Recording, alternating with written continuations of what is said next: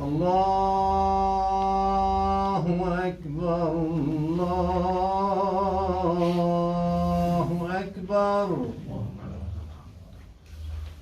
أشهد أن لا إله إلا الله.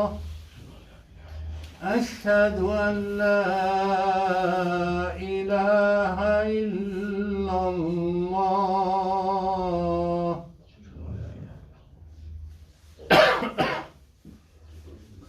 أشهد أن محمدا رسول الله. أشهد أن محمدا رسول الله. حي على الصلاة. حي على الصلاة.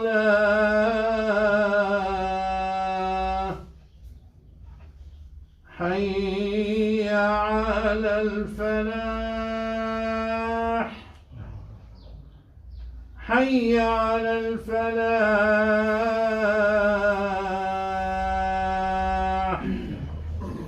الله أكبر الله أكبر. لا إله إلا الله.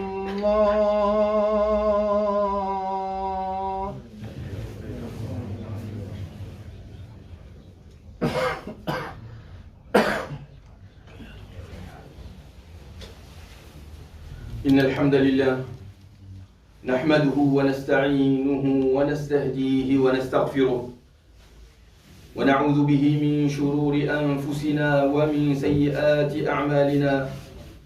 من يهدي الله فهو المهتدي ومن يضلل فلن تجد له وليا مرشدا. وأشهد أن لا إله إلا الله وحده لا شريك له. وأشهد أن سيدنا وحبيبنا ومعلمنا محمدا صلى الله عليه وسلم عبده ورسوله بلغ الرسالة وأدى الأمانة ونصح الأمة فجازاه الله عنا خير ما جازى نبيا عن أمته. يا أيها الناس اعبدوا ربكم الذي خلقكم والذين من قبلكم لعلكم تتقون الذي جعل لكم الأرض فراشا والسماء بناء وأنزل من السماء ماء فأخرج به من الثمرات رزقا لكم فلا تجعلوا لله أندادا وأنتم تعلمون. يا أيها الناس اتقوا ربكم إن زلزلة الساعة شيء عظيم يوم ترونها تذهل كل مرضعة عما أرضعت وتضع كل ذات حمل حملها وترى الناس سكارى وما هم بسكارى ولكن عذاب الله شديد. أيها الإخوة المؤمنون، كما رأينا بالأمس قد انتهى رمضان والحمد لله على هذه النعمة، ولتكملوا العدة ولتكبروا الله على ما هداكم. أكملنا عدة رمضان 30 يوما ولله الحمد والمنة. قمنا رمضان وصمنا رمضان وذكرنا الله في رمضان وهي نعمة من أعظم النعم على المؤمن. الحمد لله, Allah subhanahu wa ta'ala nous a donné l'occasion de jeûner la totalité du mois de Ramadan. On a veillé les nuits, on a jeûné les journées, on a invoqué Allah subhanahu wa ta'ala, le mois de la multiplication des hasanat.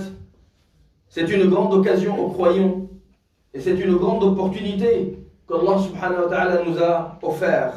يقول الله سبحانه وتعالى ولئن شكرتم لأزيدنكم ولئن كفرتم إن عذابي لشديد. Allah subhanahu wa ta'ala nous dit si vous exprimez votre gratitude, Allah subhanahu wa ta'ala vous donnera encore plus. نحن من الله علينا بالعبادة وبالطاعة في هذا الشهر فإن أطعنا وواصلنا على الطاعة وذلك شكر النعمة. لما يعطيك الله سبحانه وتعالى نعمة أن تستعملها في طاعته سبحانه وتعالى فذلك شكرها، وأن لا تنساها وأن لا تغفلها بين عشية وضحاها فينقلب الحال من الذكر إلى النسيان ومن الصيام إلى نسيان الصيام حتى رمضان القادم. لو عشنا لرمضان القادم وهجران القرآن فيبقى المصحف على الرفوف حتى السنة القادمة. Oubliez le jeûne, oubliez la lecture du Coran, abandonnez les livres du Coran jusqu'à l'année prochaine. ليس هذا شكر نعمة. C'est pas comme ça qu'on représente, qu'on manifeste notre gratitude vis-à-vis d'Allah subhanahu wa ta'ala. بل بالعكس نواصل الطاعة حتى رمضان القادم إن شاء الله. كثير منا أيها الأحباب بعد قوة العبادة وطول العبادة يطلب الراحة بعد رمضان. وهذا الخطأ القاتل. Beaucoup d'entre nous, après les efforts qui ont été faits pendant le mois de Ramadan, beaucoup d'entre nous se relâchent d'une manière brutale. Comme je viens de le dire, plus de Coran, plus de qiyam, depuis Laylat al-Eid, ça y est, plus de tarawih, plus de qiyam, plus de sunan, plus de Coran, plus de jeûne. يروى أن الإمام أحمد رضي الله عليه السلام رحمه الله سئل. On a posé la question à l'imam Ahmad rahimahullah. On lui a dit: oh imam, qu'est-ce que tu dis de gens qui fournissent des efforts, beaucoup d'efforts pendant le mois de Ramadan, mais qui, dès que le mois de Ramadan finit, ils reviennent comme ils étaient avant Ramadan. ما تقول في أناس إذا جاء رمضان صاموا وصلوا واجتهدوا فإذا انقضى رمضان عادوا كما كانوا قبل رمضان. ما عاد قرآن وما عاد صلاة وما عاد بل ربما حتى عودة إلى المعاصي. فقال الإمام أحمد رحمه الله قال: نعوذ بالله, je demande de protection d'Allah subhanahu wa ta'ala. هؤلاء عباد رمضان وليسوا عباد رب رمضان. Ces gens-là sacralisent Ramadan plus que leur sacralisation d'Allah subhanahu wa ta'ala. Ils font attention à Ramadan plus que Allah subhanahu wa ta'ala. Ils font attention à ce mois béni. Il est béni. Mais Rabbu Ramadan, huwa khaliq Ramadan. Allah subhanahu wa ta'ala, qui nous a observés pendant le mois de Ramadan, c'est lui-même qui nous observe hors Ramadan. Pourquoi lâcher d'un coup? Pourquoi rebrousser chemin, revenir sur ce qu'on a fait comme effort? هؤلاء أيها الأحباب لم يصوموا إيمانا واحتسابا. يقول النبي صلى الله عليه وسلم: من صام رمضان إيمانا واحتسابا. إيمانا بأنه طاعة لله وبأنه ترق لله وبأن الله يرانا ويرى أعمالنا في رمضان. فالله الذي يرى أعمالنا في رمضان سبحانه وتعالى يرى أعمالنا خارج رمضان. لذلك علينا أن نتمسك بما يجعلنا نستفيد من رمضان. On doit se maintenir sur le droit chemin, ça ne sera pas facile. وهذا الجهاد هذا جهاد النفس وهو أعظم الجهاد. Le fait de freiner ses passions, de ne pas se laisser prendre, ne pas se laisser prendre par la vie d'ici-bas. Rapidement, il y a quelques erreurs qu'on fait après Ramadan. Alhamdoulilah, à peine un jour, à peine le jour de l'Eid. Et j'espère qu'il n'y a pas d'entre nous ceux qui sont déjà tombés dans le péché. هذا الشيطان ينتظرنا على أبواب رمضان. Le diable, la'anahullah, il nous attend, il était enchaîné, menotté pendant Ramadan. Il est fou de colère. Qu'est-ce qu'il va faire juste après Ramadan? Juste le premier jour, le deuxième jour, la première semaine de Shawwal, une semaine après Ramadan, il cherche à nous faire tomber dans le plus gros péché. Pourquoi? Pour nous casser le moral. Il te dit, toi, qui se croit croyant, il a la foi très importante, tu veilles la nuit, tu lis le Coran, tu jeûnes tous les jours, et tu commences à avoir confiance en toi, et tu commences à te voir comme étant, faisant partie des pieux. ترى نفسك أنك بدأت تسير على طريق الصالحين وبدأ ينصلح حالك وبدأت تهجر المعاصي. Tu as commencé à baisser le volume et la gravité des péchés que tu commets. Tu regardes moins, tu dis moins, tu fais moins d'injustice. Il te dit, juste après Ramadan, tu es tombé. Déjà un jour après Ramadan, tu es tombé. Déjà le jour de l'Eid, tu es tombé. Une semaine après Ramadan, tu es tombé. Tu ne vaux rien, tu n'es pas un vrai croyant. Tu es un hypocrite. Et c'est l'objectif de Shaitan. أن يسقطك في معصية يحبطك. Il veut te casser le moral, comme ça tu te dis, rien ne va avec moi. Ni Ramadan, ni Coran, ni Qiyam, ni rien du tout. Tu es un bon rien spirituellement. Et tu continues sur le chemin de l'égarement. Surtout pas ça. Pour ceux qui se maintiennent encore, maintenez-vous 2 semaines, 3 semaines après Ramadan, sans péché. Là, le shaitan, il va abandonner. C'est lui qui va abandonner. Mais par contre, même si vous tombez dans un péché, relevez-vous vite, rapidement. Ne vous laissez pas prendre par le désespoir. Ne vous dites pas, non, je suis un bon rien. Non, ça c'est un piège que le shaitan nous met devant nous et il veut qu'on tombe dedans, comme ça on perd tout espoir. Donc ça c'est la première erreur. La deuxième erreur, rapidement, c'est le fait de croire, et beaucoup de frères croient ça, croire que Ramadan, c'est la fin du chemin. C'est la ligne d'arrivée. On a fait un course pendant le mois de Ramadan, et le jour de l'Eid, on a atteint la fin de la course, et c'est bon, alhamdoulilah, on est arrivé. Et maintenant, on revient comme d'habitude. Non. Ramadan, c'est le point de départ. Ramadan, c'est le point de départ spirituel. On s'est entraîné. Est-ce qu'on va à l'école au début de notre vie ou bien à la fin de notre vie? Au début de notre vie. On va au primaire, puis au collège, puis au lycée, puis à l'université, hein, pour apprendre un métier, apprendre une connaissance, etc. Pour mettre ça pendant toute notre vie. Hein, jusqu'à la retraite, on va continuer à appliquer et à améliorer ce qu'on a vu pendant notre scolarité. C'est exactement Ramadan. Ramadan, c'est le stage dans lequel on va s'entraîner, on va apprendre, on va découvrir des notions dans le Coran, on va nous découvrir nous-mêmes, construire notre confiance en nous, se rapprocher d'Allah subhanahu wa ta'ala, charger notre foi et notre spiritualité. Pourquoi? Pour continuer durant toute l'année. On continue toute l'année, hein, avec cette charge et on construit, hein, l'accumulation des acquis année après année. Ça c'est l'objectif de Ramadan. Mais par contre, si la personne, elle fait le stage et elle s'entraîne, mais après le stage, elle en revient comme elle était avant, ça ne servira pas à grand chose. Je donne la métaphore des centres de traitement de l'obésité. Vous voyez, il y a des gens qui sont obèses et qui vont, des fois, ils n'arrivent pas à se maîtriser eux-mêmes, à garder le régime. Ils vont dans un centre pendant, je sais pas, 2 semaines, 3 semaines, 4 semaines, 1 mois, 2 mois.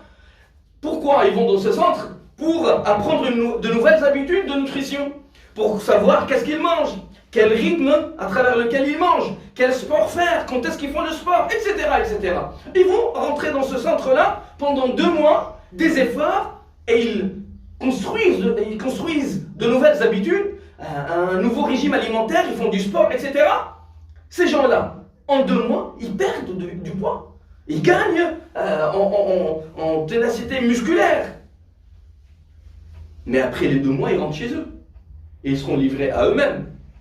Si ces gens-là ne continuent pas à adopter de nouvelles bonnes habitudes, ils ne continuent pas à suivre le régime, ils ne continuent pas à faire le sport, qu'est-ce qui va se passer? Biologiquement, c'est prouvé, ils vont reprendre le poids, et peut-être même pire, ils vont reprendre encore plus de poids et de graisse. C'est exactement Ramadan. Pendant Ramadan, on a appris des choses, on a construit de nouvelles habitudes.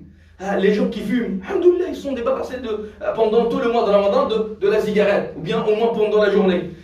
Ceux qui ont la bêtise de grignoter, toute la journée ils grignotent. Ramadan, alhamdoulilah, toute la journée tu ne manges rien, tu mets rien dans la bouche. Tu as perdu cette mauvaise habitude. Pendant Ramadan, tu as construit de bonnes habitudes. Respecter les horaires de prière, faire le qiyam tous les jours, avoir un rendez-vous quotidien avec le Coran. Ça, ce sont de bonnes habitudes, de nouvelles bonnes habitudes. Et bien maintenant, il faut garder les bonnes habitudes et s'éloigner encore plus des mauvaises habitudes. Et petit à petit, année après année, on va continuer, on va évoluer, Inch'Allah, vers Allah subhanahu wa ta'ala. Ça, c'est la pédagogie de Ramadan. Ramadan, ce n'est pas un but en lui-même. Ramadan, c'est un système, c'est un outil pédagogique pour nous apprendre à évoluer spirituellement vers Allah subhanahu wa ta'ala, à adopter de bonnes habitudes et s'éloigner des mauvaises habitudes. Ramadan, c'est la pédagogie, c'est la stratégie de l'anarchie constructive. Al-Fawda al-Khallaqa. Al-Fawda, c'est casser toutes les mauvaises habitudes et puis on a l'occasion de reconstruire de nouvelles, mais sur de bonnes bases. Allahumma allimna ma yanfa'una wa anfa'na bima 'allamtana wa zidna 'ilma. Aqulu qawli hadha wa astaghfirullaha li wa lakum fastaghfiruhu. الحمد لله وحده والصلاة والسلام على من لا نبي بعده صلى الله عليه وعلى آله الأطهار وأصحابه الأخيار وعنا معهم برحمتك يا أرحم الراحمين. يقول الله سبحانه وتعالى, Allah subhanahu wa ta'ala nous dit dans le Coran: وَاتْلُ عَلَيْهِمْ نَبَأَ الَّذِي آتَيْنَاهُ آيَاتِنَا فَانْسَلَخَ مِنْهَا فأتبعه الشيطان فكان من الغاوين. وَاتْلُ عَلَيْهِمْ نَبَأَ الَّذِي آتَيْنَاهُ آيَاتِنَا. Allah subhanahu wa ta'ala nous dit, rapporte-leur, c'est une personnalité qui était dans Bani Israël avant l'islam, qu'Allah subhanahu wa ta'ala lui a donné des connaissances, il a appris ses connaissances, mais après avoir appris ses connaissances, il les a délaissées et il est parti dans l'égarement. C'est une bêtise. C'est une règle qu'Allah subhanahu wa ta'ala, c'est un avertissement qu'Allah subhanahu wa ta'ala nous montre, nous dit, faites attention, ne soyez pas comme cette personne. Vous avez entendu le Coran pendant tout le mois de Ramadan. Vous avez peut-être lu vous-même le Coran pendant tout le mois de Ramadan. Vous avez assisté à des prêches du vendredi, à des conférences, etc., etc. Vous avez appris des bonnes choses, des balises qui vous guideront dans cette vie d'ici-bas, qui sont révélées par Allah subhanahu wa ta'ala, qui ne donnent pas une fausse règle, une mauvaise règle. Tout ce qu'on trouve dans le Coran, ce sont des bonnes choses. Après avoir écouté tout ça, après avoir mis en application tout ça, on rebrousse chemin. On oublie ce qu'on a appris. Est-ce que c'était ça l'objectif de la lecture du Coran? Non. L'objectif de la lecture du Coran, c'est mettre en application et se maintenir. Après l'effort, il faut capitaliser sur ces efforts qu'on a faits. Il ne faut pas les oublier et les laisser s'éparpiller, s'effriter, se perdre. Non, il faut les respecter, il faut les conserver. Ces bonnes habitudes et tout ce qu'on vient de faire. Donc, il faut faire attention. Allah subhanahu wa ta'ala nous donne un autre exemple. De la femme qui tricote.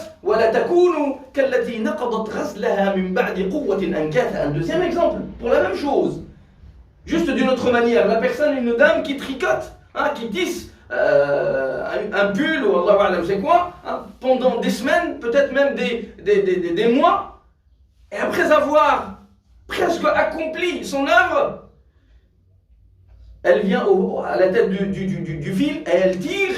Et elle défait tout ce qu'elle a fait pendant des mois et des nuits et des journées. Nous, alhamdoulilah, on a jeûné pendant des journées, des longues journées, 15 heures, 16 heures. On a veillé les nuits. On a lu le Coran. Pourquoi on casse tout après Ramadan? Donc, c'est l'idée centrale de ce rappel, c'est le fait de capitaliser. Nous devons sortir avec quelque chose. Les Ramadans, ce sont des escaliers vers al-taqwa, vers la piété. Qu'est-ce que ça veut dire? Ramadan 2020, une marche vers Allah subhanahu wa ta'ala. Ramadan 2022, une deuxième marche. J'évolue. Donc je capitalise, je garde un minimum, puis je monte d'un niveau. Puis Ramadan 2023 aussi, une autre marche. Et comme ça, marche avec marche jusqu'à, Allahu a'lam, on va vivre jusqu'à combien d'années? Peut-être ça sera notre dernier Ramadan, on ne l'espère pas. Peut-être que dans 30 ans, on est toujours là et on chemine année après année. Et chaque année va représenter un niveau supérieur d'évolution. Vous voyez dans les arts martiaux, il y a la ceinture blanche, la ceinture jaune, la ceinture orangée. Et après tous les 6 mois ou 1 an, l'étudiant en cet art martial, il va évoluer d'un niveau. Et c'est exactement la même chose. Chaque Ramadan, tu es en stage, un passage de grade. Tu dois passer à un autre niveau. Tu ne dois pas vivre le mois de Shawwal là, comme le mois de Sha'ban avant Ramadan. Forcément, tu dois évoluer. Et ça doit être, tu dois être ferme. On va, Inch'Allah, le temps passe trop vite. On va, dans les 2 prochains prêches, si on est toujours en vie, on va détailler ça. On va voir qu'est-ce qu'on peut faire pour évoluer et pour se maintenir sur le droit chemin. Quelles sont les adorations et comment adorer et quel est le cadre qu'on doit respecter pour pouvoir garder et ne pas perdre ce qu'on a construit pendant le mois de Ramadan. Mais la chose, ou la règle, le point duquel je veux qu'on sorte tous de ce prêche, c'est que je dois changer. Je dois être mieux qu'avant Ramadan. Garder un minimum. اللهم بارك لنا في هذا الشهر الكريم. اللهم بارك لنا في هذا اليوم يا أرحم الراحمين. اللهم اجعلنا من الذين قبلت صيامه وقيامه. اللهم اعتقنا من النيران. اللهم ثبت رجاءك في قلوبنا حتى لا نرجو ولا نخاف أحدا سواك برحمتك يا أرحم الراحمين. اللهم آت نفوسنا تقواها وزكها أنت خير من زكاها، أنت وليها وأنت مولاها برحمتك يا أرحم الراحمين. اللهم أعنا على ذكرك وحمدك وشكرك برحمتك يا أرحم الراحمين. اللهم اهدنا واهد بنا واجعلنا سببا لمن اهتدى يا أرحم الراحمين. اللهم اهدنا واهد أزواجنا واهد أبناءنا إلى يوم القيامة يا أرحم الراحمين. اللهم اجعلهم هداة مهديين لا ضالين ولا مضلين برحمتك يا أرحم الراحمين. اللهم اشف مرضانا وعاف مبتلانا يا ذا الجلال والإكرام. اللهم إنا نسألك الخير كله عاجله وآجله ما علمنا منه وما لم نعلم، ونعوذ بك من الشر كله عاجله وآجله ما علمنا منه وما لم نعلم برحمتك يا أرحم الراحمين. اللهم اجعل جمعنا هذا جمعا مرحوما وتفرقنا من بعده تفرقا معصوما، ولا تجعل فينا ولا منا ولا معنا شقيا ولا محروما ولا معذبا بنار برحمتك يا أرحم الراحمين. اللهم صل على سيدنا محمد في الأولين، وصل عليه في الآخرين، وصل عليه في الملأ الأعلى إلى يوم الدين برحمتك يا أرحم الراحمين. إن الله يأمر بالعدل والإحسان وإيتاء ذي القربى وينهى عن الفحشاء والمنكر والبغي يعظكم لعلكم تذكرون. وأقم الصلاة إن الصلاة تنهى عن الفحشاء والمنكر ولذكر الله أكبر والله يعلم ما تصنعون.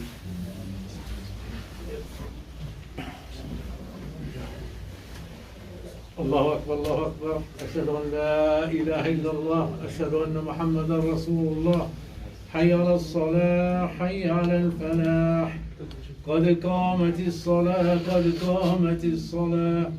الله أكبر الله أكبر، لا إله إلا الله. لا إله إلا الله وحده لا شريك له واعتدلوا.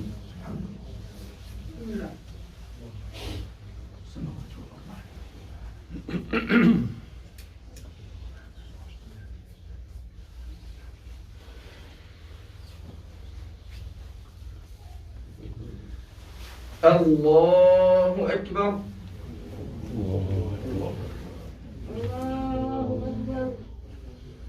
بسم الله الرحمن الرحيم.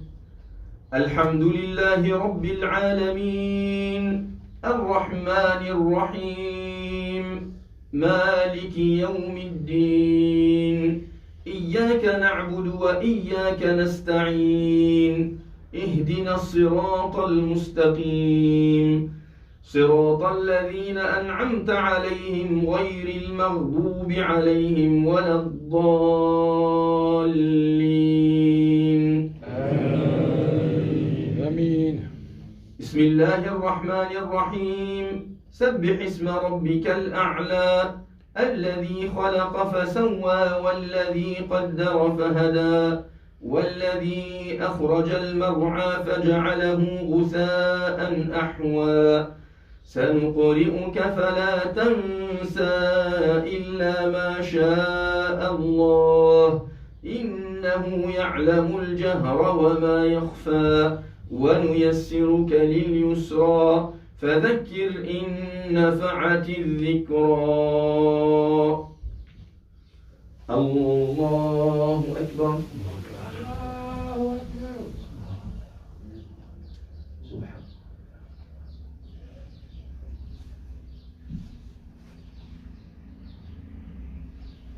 سمع الله لمن حمده.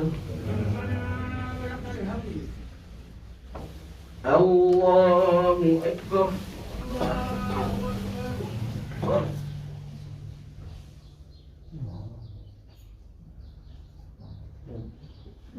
الله أكبر. الله أكبر.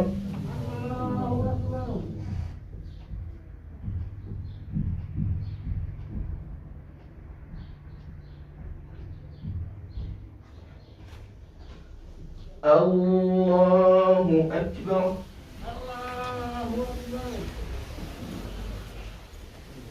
بسم الله الرحمن الرحيم. الحمد لله رب العالمين الرحمن الرحيم مالك يوم الدين. إياك نعبد وإياك نستعين. اهدنا الصراط المستقيم صراط الذين أنعمت عليهم غير المغضوب عليهم ولا الضالين.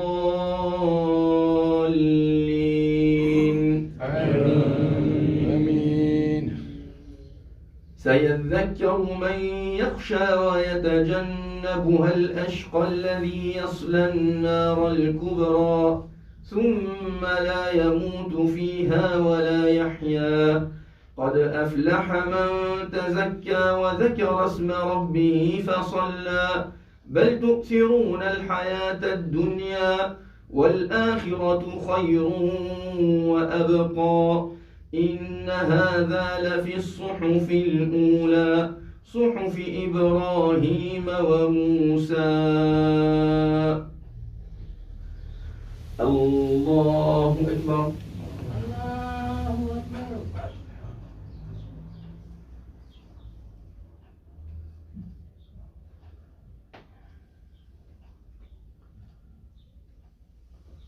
سمع الله لمن حمده.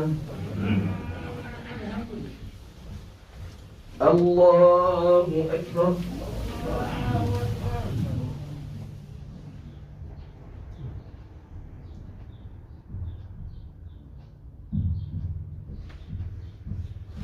الله أكبر. الله أكبر.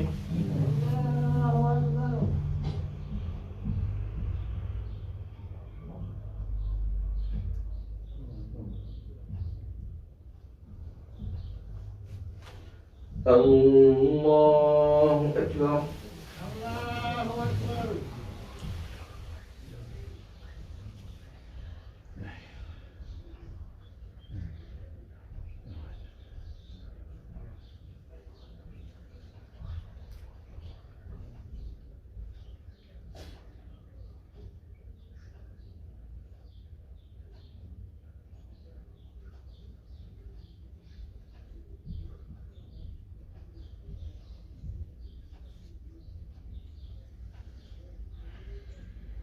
السلام عليكم ورحمة الله. السلام عليكم ورحمة الله.